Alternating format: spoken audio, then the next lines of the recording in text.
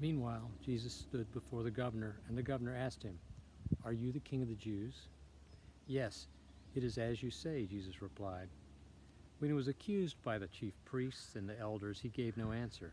Then Pilate asked him, "Don't you hear the testimony they're bringing against you?"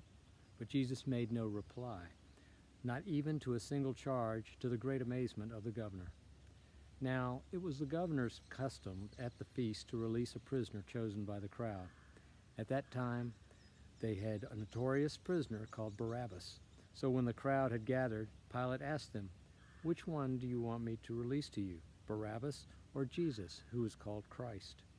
For he knew it was out of envy that they had handed Jesus over to him. When Pilate was sitting on the judge's seat, his wife sent out him this message: "Don't have anything to do with that innocent man, for I have suffered a great deal today in a dream because of him." But the chief priests and the elders persuaded the crowd to ask for Barabbas and to have Jesus executed.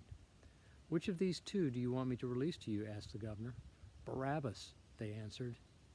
"What shall I do then with Jesus, who is called Christ?" Pilate asked.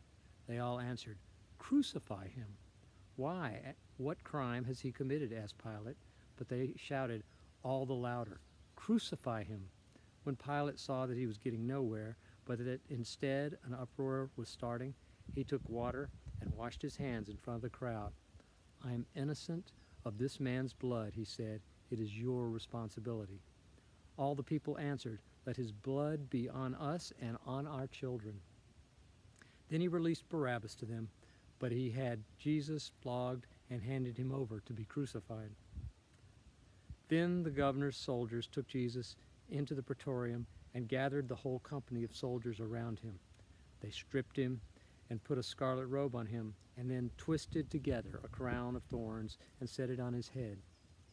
They put a staff in his right hand and knelt in front of him and mocked him. "Hail, King of the Jews," they said.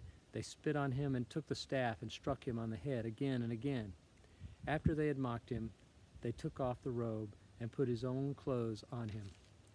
Then they led him away to crucify him. As they were going out, they met a man from Cyrene named Simon, and they forced him to carry the cross.